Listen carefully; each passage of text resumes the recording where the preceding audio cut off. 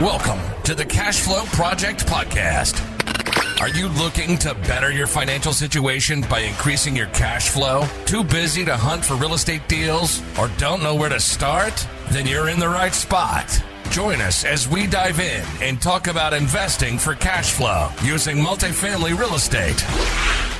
Welcome to the Cash Flow Project. I'm your host, Vince Gethings with Tri-City Equity Group.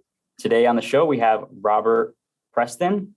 Robert is the principal at Climb Capital, which currently has a portfolio of around 800 units worth $45 million. Robert grew up on a farm, learned all the hard work of that lifestyle, strong moral values, upbringing, joined the Marines early on in life, became a Marine pilot, very accomplished, got his degree also, and then separated from the military around 15 years to pursue real estate full time. So this is going to be a very exciting show. We were just talking a little bit before the show about some of the topics, and this is going to be an outstanding show. Definitely want to listen, grab your notebook. Robert's going to drop some knowledge on us, and I'm just excited to get into it. Robert, welcome to the show. Hey, thanks, Vincent. Honored to be here, and looking forward to hopefully provide some entertainment and some knowledge to your listeners. So I'll do my best. For that intro, I feel like I'm already behind the power curve, but thanks. Oh, that's good. Yeah, definitely. I love seeing other pilots on the show, other engineers. I'm a pilot as well, not a Marine pilot, but private pilot. So we always have something, a different set of jargon we can use in our analogies, like behind the power curve. There we go. Yeah, there we go. So it's anyway, good stuff. It's gonna be fun. I guess let's just start with a little bit about you. Sure. You're in the Marines. Marine officer, they make pretty good money, crushing it. And then you decide to leave at 15 years, which for those listening, it's a pretty big decision since, you give up your pension for life. So let's talk about that and what was your life like, what was going on, and what was the kind of the decision-making process? Yeah. So thanks for the intro there. So I think you got to take a few steps back for me to be able to answer that thoroughly. So graduated college 2005, straight Marine Corps officer. Did that stuff. In 2012, I'm on my second deployment in Afghanistan, flying the B-22 Osprey. It was a phenomenal deployment. We did a lot of things that, you would see in the movies, right? It's the hard hits at the night with all the special forces jumping on the back and all that cool stuff. So really awesome because we didn't die, or I didn't die, right? And really none of our crew did. But there were a lot of scary nights, both from the enemy perspective and then, flying, landing in the dust at night and stuff. It's just some tough nights. So had some eye-opening events through there. And through that was when I made some pretty major life decisions and life changes. And first and foremost was, at that time I was living a different lifestyle. And so I changed and followed Jesus. And that was the big change for me. Second was I needed to marry the woman I've been dating for a while, and get moving, build a family. And the third was maybe there's a better way to build wealth and build to make money than getting shot at every night. So that was the genesis of it, really 2012, getting moving there. And so at that point I had my, about 8 years into it, and was able to get orders down to Pensacola as a flight school instructor. I had planned on getting out in 2016.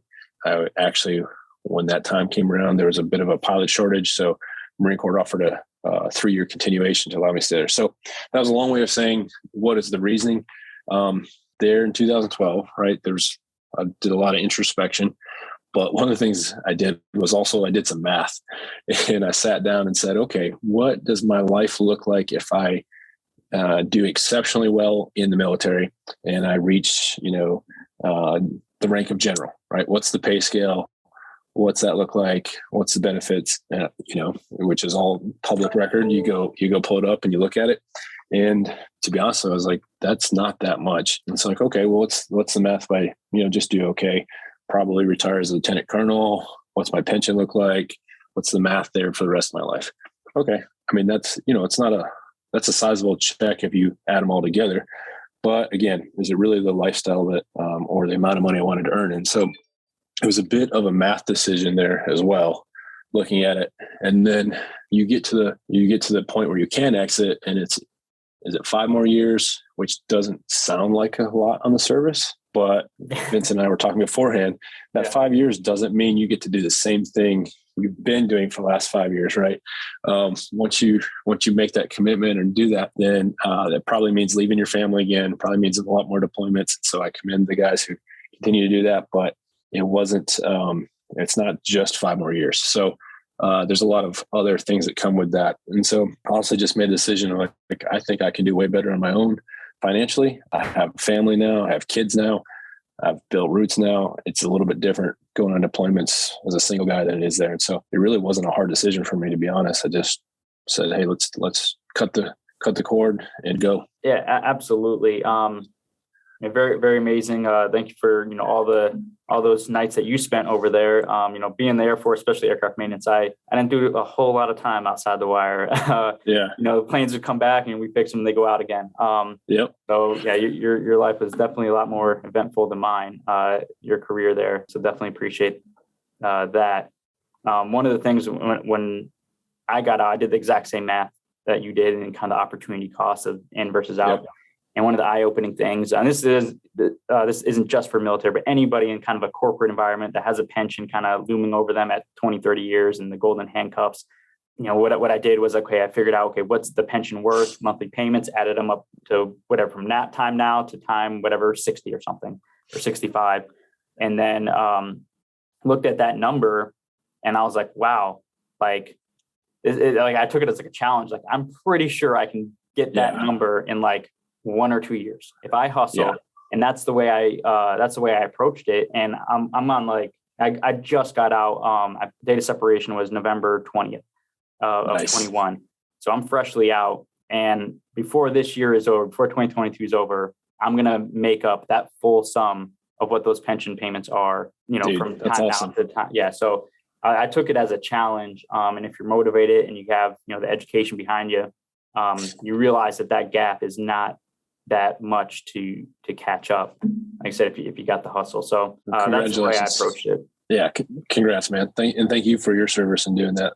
It's truly amazing. And I think you probably already have seen, I certainly see, like, once you get past that initial shock, that initial fear, it's like, when you're looking backwards, like, well, that wasn't even a decision worth thinking about. That was such an obvious, easy decision. So glad I did it. So. Yep. Absolutely. And for me, it wasn't even the pay. It was the other things that, in the military, we have never really had to think about, or any kind of, again, corporate where you have benefits, is like, shopping around for like medical and things like that. And all those other kind of little things. Like, obviously I joined when I was 18. I never had to compare medical plans. So learning that stuff, I'm like, what's good, what's not, what's the, savings plan versus, and learning that. But again, just put the time in, figure it out, talk to other people networking, and you'll get a bunch of good referrals from people that had to figure it out on their own. So, and that's pretty much what we did. So you got out and you chose real estate as that vehicle.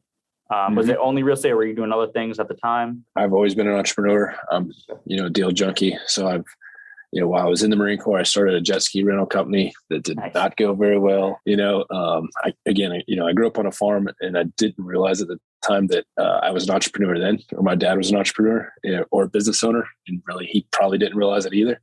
But so that was built into me, selling things and produce and animals. So, but that same time period there, 2012, doing some introspection, it was, okay, yes, I'd like to find a different way to make some money. What are those options? And it was really as simple as, like, every rich person I know has something to do with real estate or there. So let's look at that option. And then it's like, okay, it's real estate is not that hard.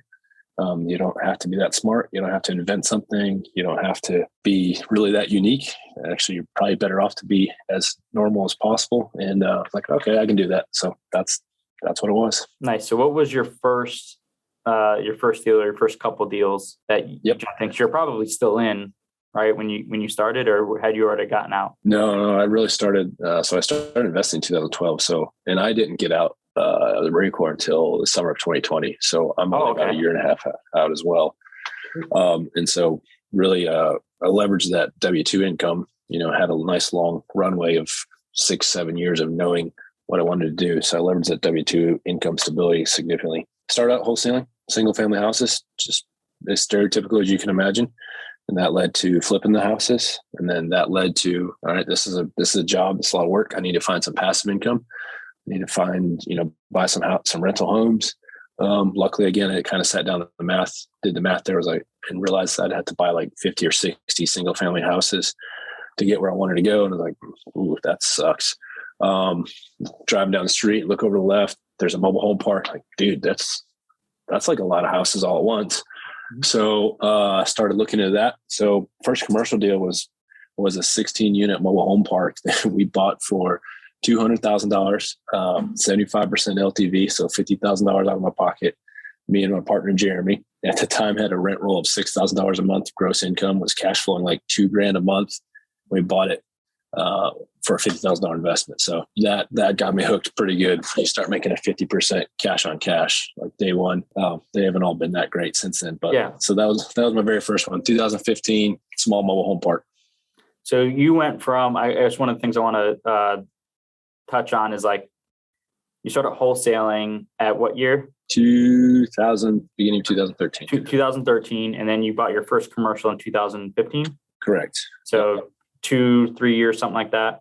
So that's a big point I want people to kind of take home from this is, I do this on a lot of shows. I try to figure out people's timeline because the really successful people, we all start at the same spot. Usually, we're not all, Donald Trumps that, come out at 20 years old buying, towers in Manhattan. You know what I mean? That's right. We all, we usually start at the same place, wholesaling or flipping, and then move into maybe duplex and fourplexes, and then jump into commercial in some fashion. What I notice, and the trend that we see a lot on these shows and networking, is like how long the big successful people stay in each one of those buckets, and usually it's under like 3 years. So 3 to 4 years from the time they started flipping houses, the time they're jumping into they saw the light and they see commercial real estate is where it's at. It is usually around like 3 to 4 years. And the ones that are just like stagnant, the investors that I go to meetups in, and they're just stagnant. I'm like, okay, well, what have you been doing? Like, well, I got a single family portfolio of 30 units. I'm like, wow, that's really good. You can probably make, especially if you're managing yourself, you make a pretty decent living on it. But like you end up being your own bottleneck. You end up you end up hitting a plateau and you can't grow. I'm like, how long have you been doing this? Like 15 years. I try to take maybe one house a year and whatever. Yep. Because they stay too long in the wholesaling or too long in the single families. So the really successful people, we all kind of start at the same spot, but they blow right through those other strategies and get to commercial. And not saying they don't. Like I still flip houses. I have a company that flips houses, but the money that the house flipping is going right into commercial. That's right. You know what I mean? So no, that's really good. So 2.5 years, so you got your commercial. That's amazing. And now fast forward, what was the last deal that you did? So we just bought, and it's been a killer, like 60, 90 days. So we've sold in the last like 90 days. I think we've had 8 transactions of either buying or selling. So last purchase we bought was a RV park in Coleman, Alabama. So a little bit over 100, right at 100 pads, 40-acre RV park. We bought in December of 2021. Okay. So why RV parks? I know you went to the mobile home park, and it's kind of similar, but it's still different. It's a lot more transitional. So great question. And you brought up a good point. I never had thought about it, was the time you spent in an asset class or in your progression, I guess. I never really even thought back, but so we bought in 2015 mobile home park. The next property we bought was an office complex, did very well with that. Bought and sold it relatively quickly, 16 months. And in that time period, we also bought our first apartment complex, which was a 60 unit. And then we continued to buy a lot of apartment complexes up until, we still bought 4 last year, 2021, but 2020 was where we really kind of hit the pavement really hard on the Class C apartment complex value add. So we really spent about 2 to 3 years in the apartment Class C value add stuff, the stuff that everyone is looking for, that we're all told to do, we're all taught, and we did that. And what we found last year really was we were starting to get outbid on what we thought was pretty fundamental conservative underwriting. And we started to take that conservative underwriting and push it back to, let's say, maybe the normal middle of the road, like not conservative, not aggressive, to be able to make some deals work. And then we would still get outbid by millions of dollars. And I start, you look at the math on that and like, there's no conceivable way at that purchase price at closing that this property makes any cash flow and at a 0.25 cap rate, essentially. And so that's when we started to realize like, okay, there's some weird things happening here. In order for us to keep playing in this game, we're going to have to violate some of our internal thesis and our internal rules on how we invest, how we do that. And we weren't willing to do that.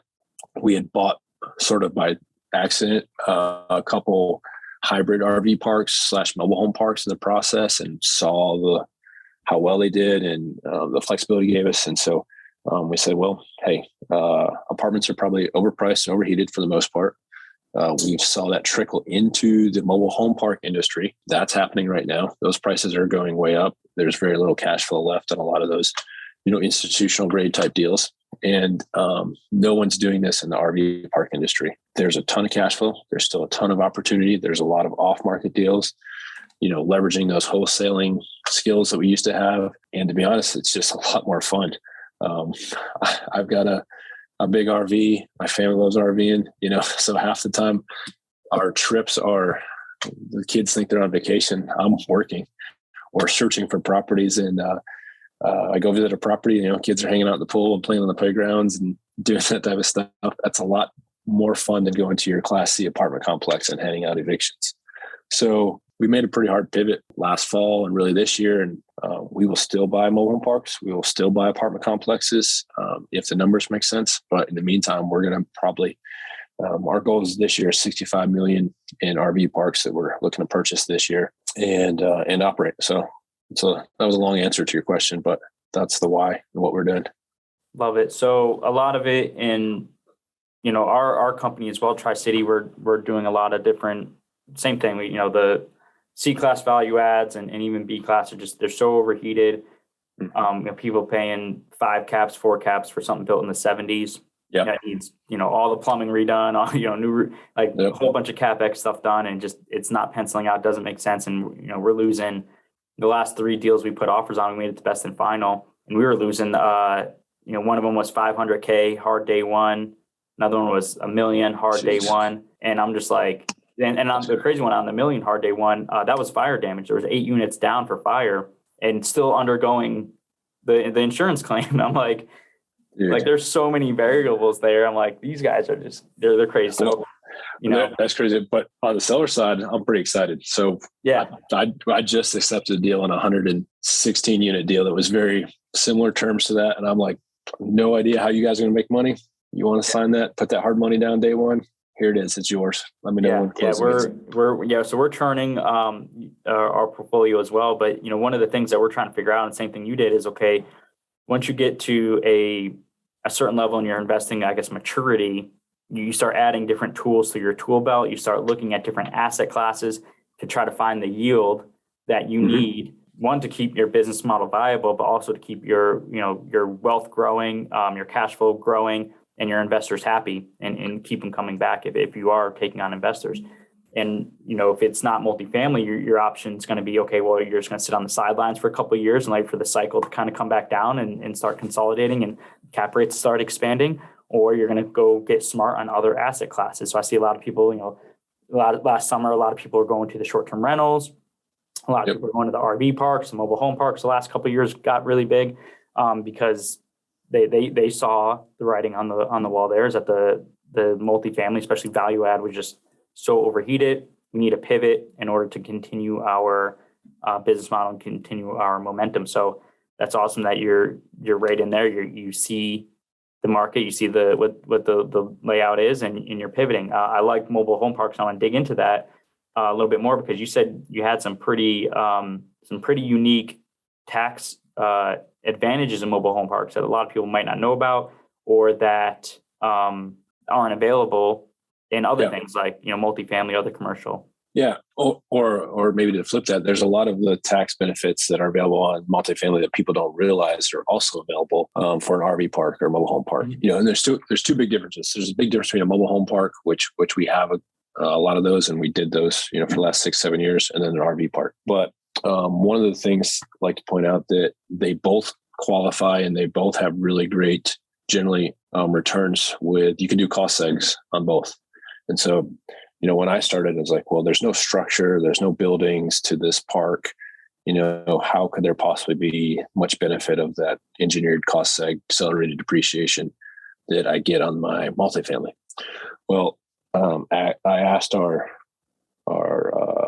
cost seg guy. He's like, no, actually, you usually get about the same level of depreciation on those because it's still a ratio of the improvement versus your land value, and the land is still relatively cheap compared to, and your improvements are still very expensive, i.e. your roads, your plumbing, your underground, all that electrical, all that stuff, infrastructure is very expensive, and that can be engineered out. So we are in the process of doing the cost seg on our RV park, and still getting a really nice return off of that cost. And then on the flip side, so you have all the same benefits, or a lot of the same benefits of multifamily apartments.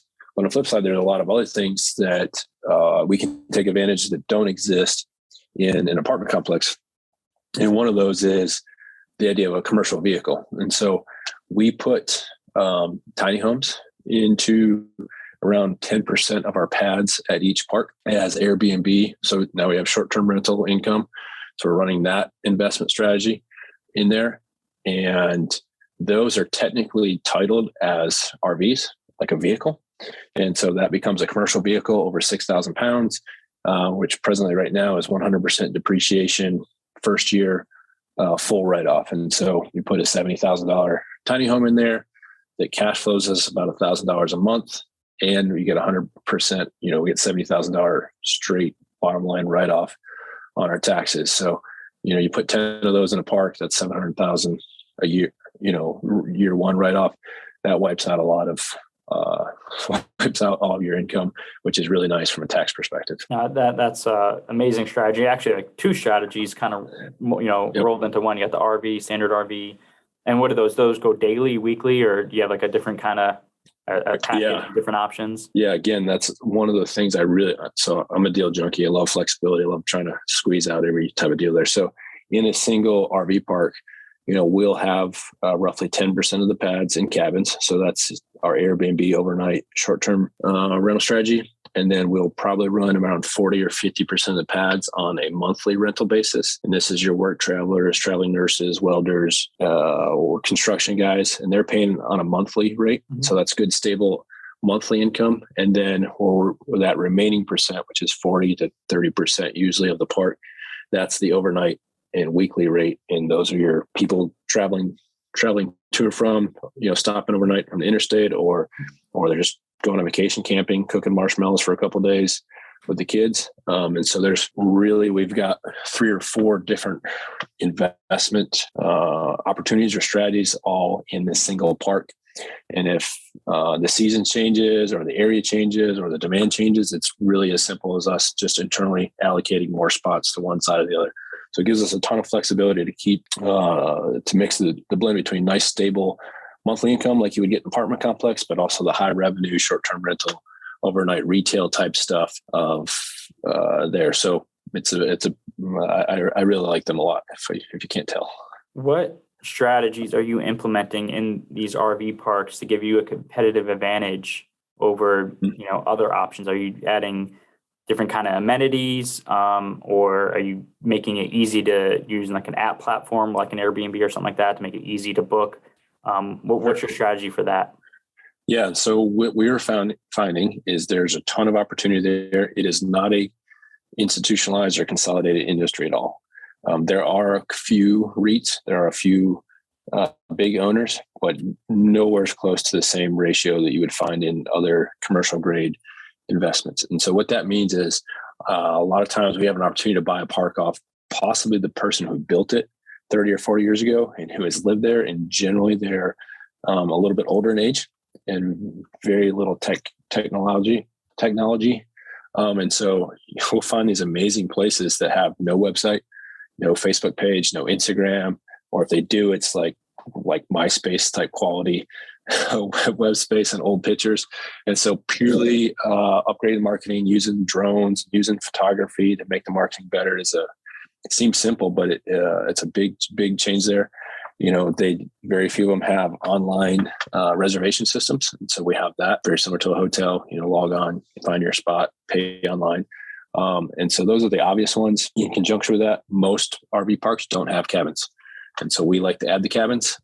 That's for a couple of reasons. One is short-term rentals are doing good generally.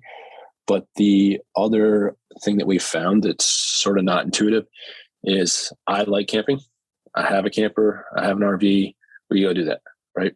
But my in-laws and family also like camping, but they don't have that, or your friends don't have that.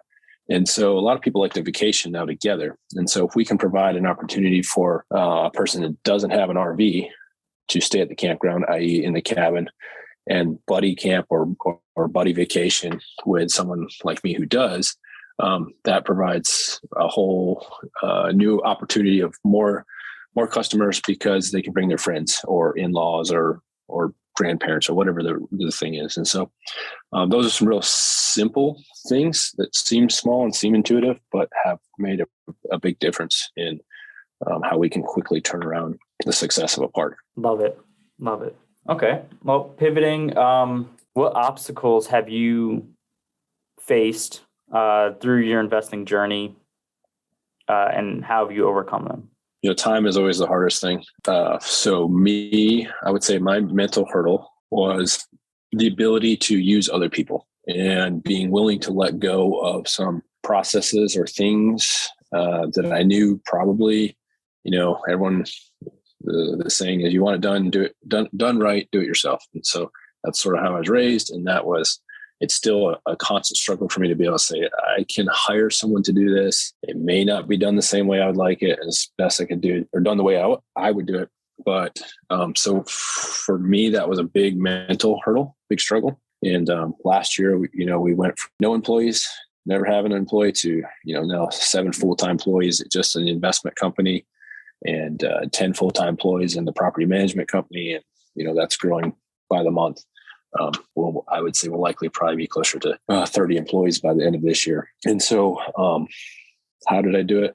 I don't know, sheer necessity, just running out of hours in a day and having to hire other people to help us grow the company. No, it's good. And it also shows, again, back to the progression and maturity as an investor. You realize that you become, or the aware ones realize at some point that they become their own bottleneck. And like, okay, well, I'm the person stopping me from reaching my goals or the company's vision. So what am I going to do to get out of my own way? And that's, systematize and delegate, processes out. And you can start with easy things like, answering phones and checking mail and things like that. But then slowly you build a little bit more sophisticated things and giving the reins out more so you can focus on things that move the needle for the company. Yeah. We pivoted to asset class this fall, but we also made a big mental pivot about 2 years ago with Climb Capital, Jeremy and I, and we are investors. We do real estate, we're investing, but we've changed what we think that we are. We're not real estate investors. We are an investment firm, right? And we have employees and we have products, and our product is passive investments to investors, and the other product is lodging or hospitality to our other customers. And so whether that is an apartment complex, mobile home park, RV park, we're now in the process of buying into or buying other businesses. It doesn't make a whole lot of difference what we're doing, so long as the theory stays the same and our product, i.e. returns to investors, continues to grow and do better. And so that was another big mental shift of, hey, we don't just have to buy real estate. We can buy businesses. I think you mentioned you guys are in the process of that too. We can do resorts, we can do RV parks, we can do whatever, as long as we have really great people on the team. Are you doing that through a fund, or are you still funding each investment vehicle as its own kind of siloed or compartmentalized deal? Yeah. So presently each asset is its own, generally syndication, 506B or C, depending on what we're doing, but they're all independent assets right now. We are starting and launching a fund here in the next couple months. So that'll be our first fund, and that will be primarily a real estate RV park fund. Should be around a $20 million fund is what we'll start. We'll launch that here late spring, early summer.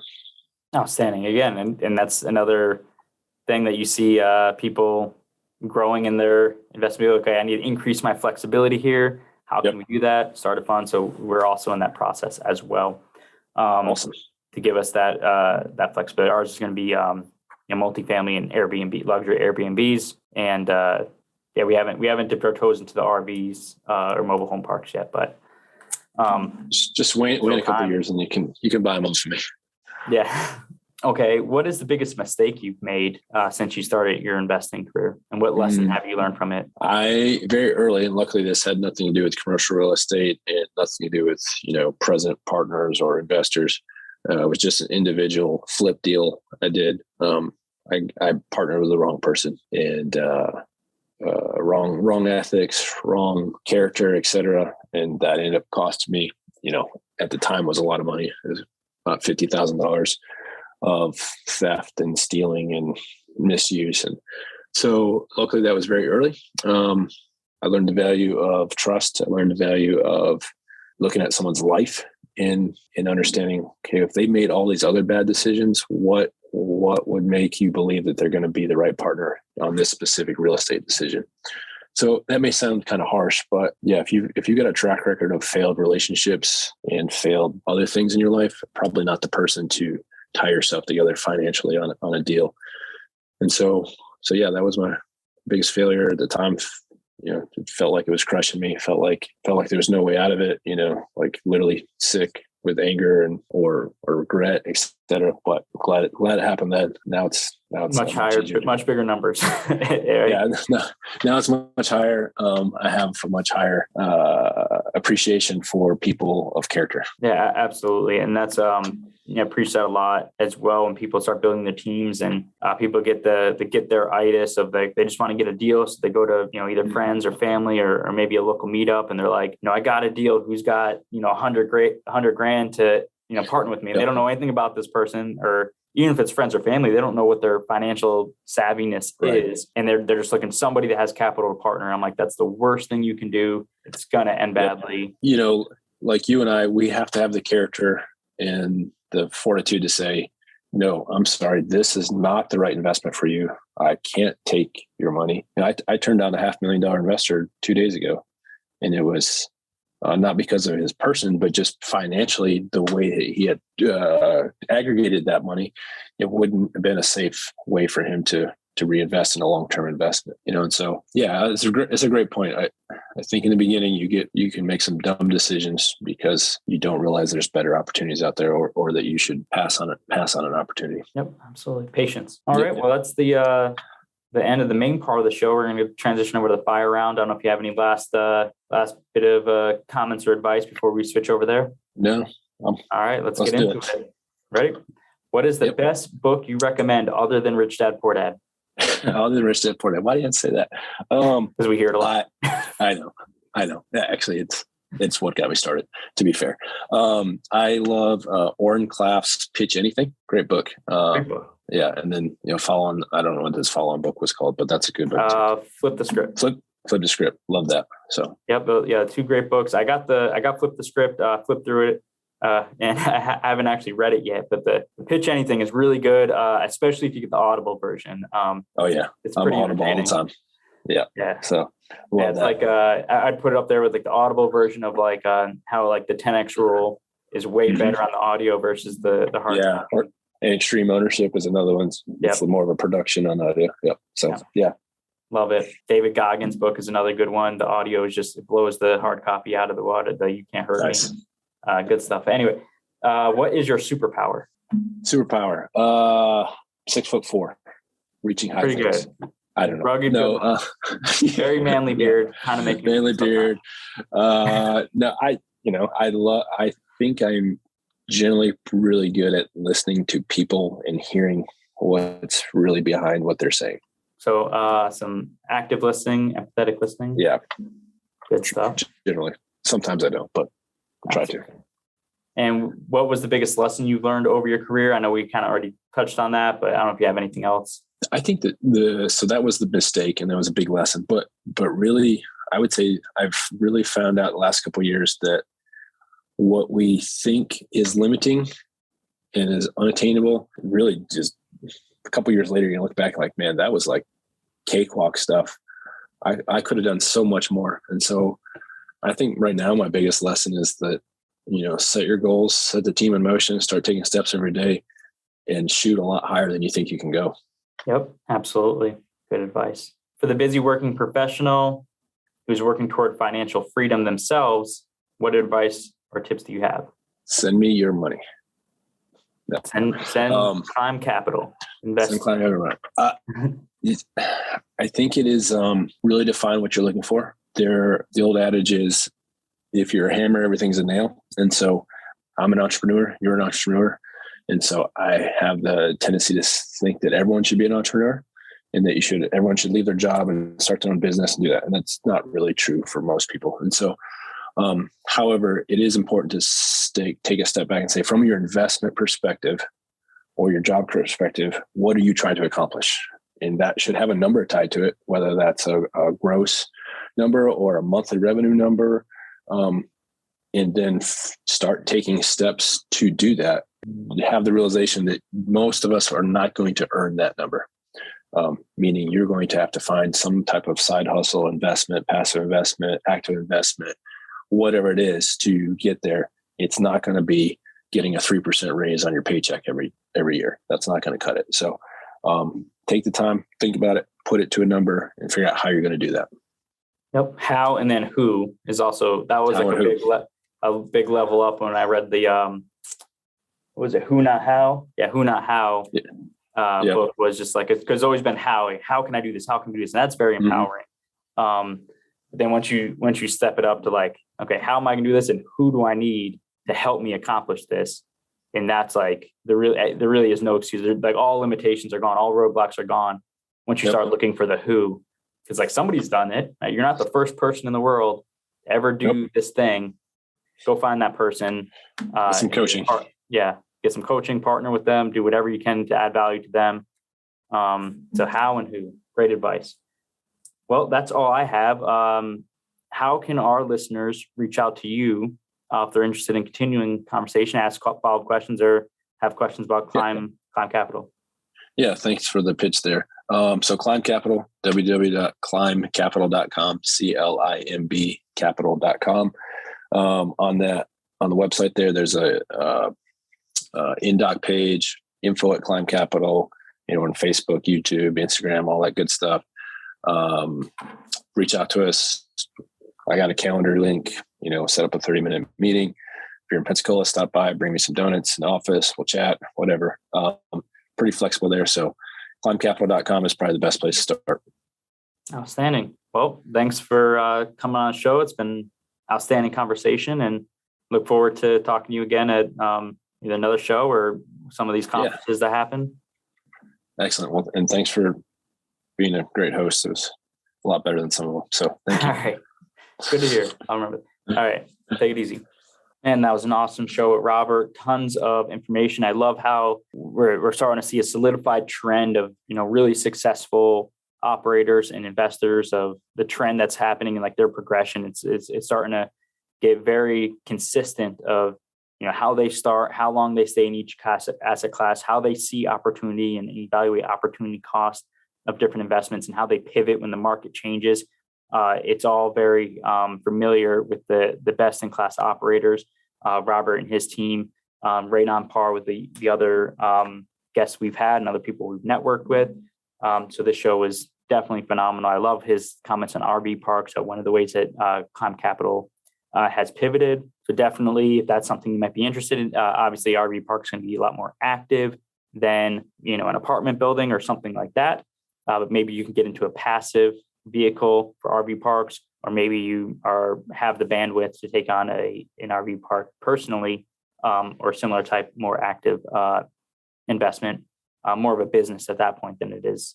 But definitely some great advice there, and the tax benefits of having the rolling stock homes, the tiny homes and the RVs, and the trailers, the mobile homes, was really beneficial as well, because they get counted as a vehicle essentially, so you can do 100% depreciation on the vehicle year one. So that was very fascinating to learn as well. So definitely want to follow Robert, check out his LinkedIn or his website. Sounds like they're doing big things over there. If you're interested in seeing what we got going on, like I mentioned in the show, Tri-City Equity Group, we're pivoting as well. We have been for the last 6 months or so, getting into other asset classes to continue to find yield for us and our investors.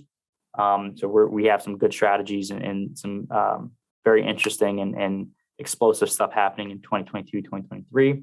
So you want to check it out, reach out to me, anybody on my team, or just go to our website, tricityequitygroup.com, and reach out to us on there. We'll happy jump on a call with you, try to figure out what your needs are, what your goals are, and if there's anything we can do to help you achieve them for you and your family. That's what we are all about.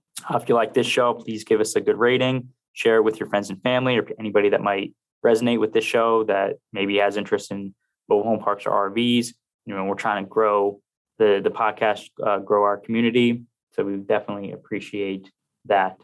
And then we are also having the conference, the Millionaire Mindset Conference in Koalina. So if you have the ability to get out to Hawaii this July 21st to 24th, 2022, we'd love to see you out there at the Hawaii Millionaires Mindset Conference. The website is millionairesmindsetblueprint.com. You can register there or reach out to us and we'll send you the registration link, get you locked in. But we're going to be talking all about real estate investing, the different asset classes, multifamily, short-term rentals, possibly even RV parks and mobile home parks.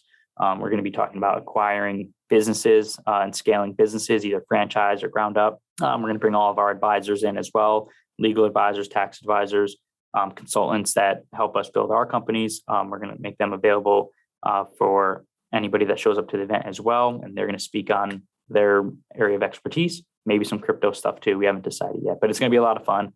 So we want to see you out there 21st to 24th of July, 2022. Thanks for listening, and we'll see you next time.